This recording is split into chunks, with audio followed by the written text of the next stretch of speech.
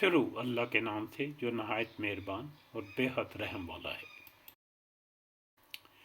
نہ یہ لوگ دنیا میں اللہ کو ہرا سکے اور نہ ان کا کوئی حمایتی اللہ کے سوا ہوا۔ ان کے لیے عذاب دگنا کیا جائے گا۔ نہ یہ سننے کی طاقت رکھتے ہیں اور نہ یہ دیکھتے ہی تھے۔ یہی ہیں جنہوں نے اپنا نقصان آپ کر لیا اور وہ سب کچھ ان سے کھو گیا جو انہوں نے گھڑ رکھا تھا۔ بے شک یہی لوگ آخرت میں ضیاء کار ہوں گے۔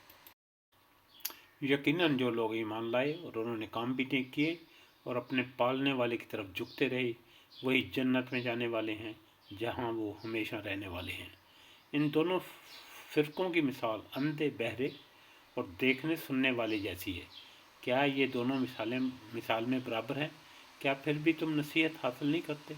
یقیناً ہم نے نوح علیہ السلام کو اس قوم کی طرف رسول بنا کر بھیجا کہ میں تمہیں صاف صاف ہوشیار کر دینے والا ہوں کہ تم صرف اللہ ہی کی عبادت کرو۔ مجھے تو تم پر دردناک دن کے عذاب کا خوف ہے۔ اس کی قوم کے کافروں کے سرداروں نے جواب دیا کہ ہم تو تجھے اپنا جیسا انسان ہی دیکھتے ہیں اور تیرے تابع داروں کو بھی ہم دیکھتے ہیں کہ یہ لوگ واضح طور پر سوائے نیچ لوگوں کے اور کوئی نہیں جو بے سوچے سمجھے تمہاری پیروی کر رہے ہیں۔ ہم تو تمہاری کسی قسم کی برتری اپنے اوپر نہیں دیکھ رہے بلکہ ہم تو تمہیں جھوٹا سمجھ رہے ہیں۔ نوح نے کہا، میری قوم والو، مجھے بتاؤ تو، اگر میں اپنے رب کی طرف سے کسی دلیل پر ہوا اور مجھے اس نے اپنے پاس کوئی رحمت عطا کی ہو، پھر وہ تمہاری نگاہ میں نہ آئی تو کیا زبردستی میں اسے تمہارے گلے منڈ دوں، حالانکہ تم اس سے بیزار ہو؟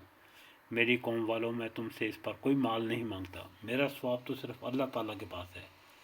نہ میں ایمان والوں کو اپنے پاس سے نکال سکتا ہوں، انہیں اپنے رب سے ملنا ہے، لیکن میں دیکھتا ہوں کہ تم لوگ جہالت کر رہے ہو۔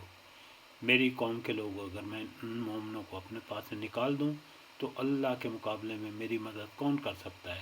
کیا تم کچھ بھی نصیحت نہیں پکڑتے؟